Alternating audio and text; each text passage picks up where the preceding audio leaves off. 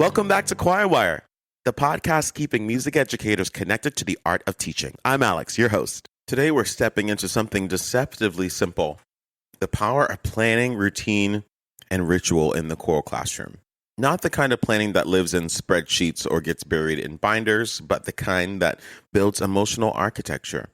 The kind that says, you belong here, you are safe here. We know what to expect and we know how to grow. But in a world that often feels chaotic, the rehearsal room can be a sanctuary. And the way we structure that space, minute by minute, can either reinforce connection or erode it. Let's start at the beginning. The first 5 minutes of rehearsal. What do they sound like in your space? In mine, they might begin with a question on the board. What's one thing you're proud of today? Sometimes it's just breath, a collective inhale, a moment to arrive. These opening rituals aren't filler, they're framing. They tell singers, this is a place where your presence matters. They soften the edges of the day. They signal, we're about to build something together. And for adult ensembles, that ritual might be a shared laugh, a name game remix, or a moment of silence for someone in the community. It's not about age, it's about intention. Let's talk about the agenda. Not just what's on it, but how it's shaped. When I plan a rehearsal, I'm not just thinking about vocal technique. I'm thinking about emotional pacing, about when to push and when to pause, and how to scaffold risk so singers feel brave and not exposed. So let's talk about some different agenda ideas as well. Most days, especially at the beginning of the school year, I like to start with a question, just like I mentioned earlier in this episode. The question might be, what's your favorite kind of French fry? We did this the other day from different restaurants, different types of fries. And that just allows them to open up a little bit more. And we also get to build community with finding out who likes what type of fries and who doesn't like the other type of fries, you know? Then after that, announcements happen. If there's any announcements that happen within our class or any school-wide announcements, then after that, we get into a warm-up.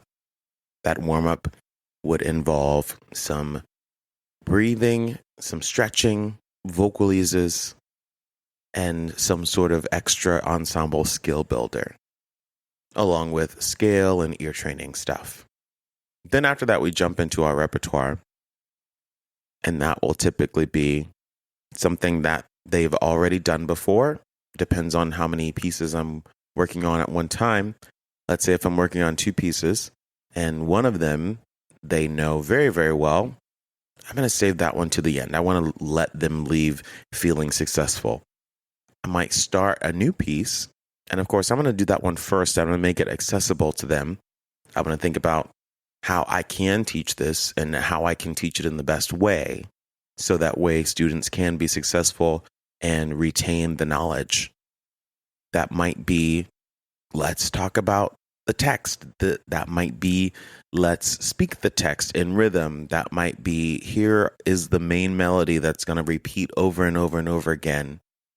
Just thinking about the best way to present the piece and, teach it starting with small chunks. Obviously, you're not going to give them the whole song, but allow them to feel successful in a way where they'll want to continue singing the song. Sometimes when we present new songs, we present them in not the best way, where the kids are not even really interested in it in the first place. But if it's a song they don't know and you're wanting them to love it, you have to love it too. You have to show that you love the piece and find some cool things about the piece to share with them. So in turn, they also feel cool about the piece too. And just like I said, after that, we would then sing the piece that we know very well. I want them to leave the room singing that piece still. It is so sweet to listen to students continue to sing the piece that they just finished singing all the way out the door. Other things that I've added in my routine sometimes too is sight reading. And that has to be presented in a way where it doesn't become daunting or they don't love it anymore. but in a way where they're having fun. Make it a game. Make it a competition. A rehearsal agenda is a map, but it's also a mirror. It reflects what we value. Do we make space for reflection? Do we build in moments of celebration? Do we allow time for questions, not just musical ones, but human ones? And here's the truth. The best agendas aren't rigid. They breathe. They respond to the room. I scrapped entire lesson plans because the energy wasn't right. Because someone walked in with tears in their eyes. Because the group needed connection more than precision. That's not poor planning. That's responsive leadership. Routine gets a bad rap. People think it's boring, predictable. But in the choir classroom, routine is sacred. It's the rhythm that holds us, the structure that allows spontaneity. Think about warm-ups. Do they always start the same way? Do they evolve with the season, the repertoire, the mood? In my space, we have anchor routines. A breath pattern we return to. A vowel sequence that grounds us. A silly tongue twister that never fails to spark laughter. But we also remix. We adapt. We invite singers to lead. Because routine isn't about control, it's about trust. And when singers know what to expect, they're more willing to take risks, to sing out, to speak up, and to show up. How we end rehearsal matters just as much as how we begin. Do we rush out the door, still buzzing with half-sung phrases?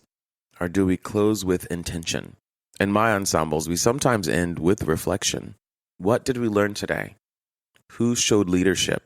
What surprised you? Sometimes it's a moment of gratitude. Sometimes it's a shared breath. Sometimes it's just eye contact and a nod. But always, it's a signal.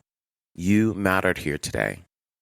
And for adult choirs, that exit might be a group photo, a simple thank you that lands with weight. Because the way we close rehearsal shapes how singers carry it with them, into their cars, into their homes, into their hearts. So here's my invitation to you. Take a moment to reflect on your rehearsal architecture. What rituals root your ensemble? What routines build trust? What planning choices reflect your values? And if you're feeling brave, share them. Because this podcast isn't just mine, it's ours. It's a place to honor the invisible work, the quiet care, and the architecture of belonging. Thank you for spending time with me today. If this episode resonated, share it with a fellow choral director friend. Until next time.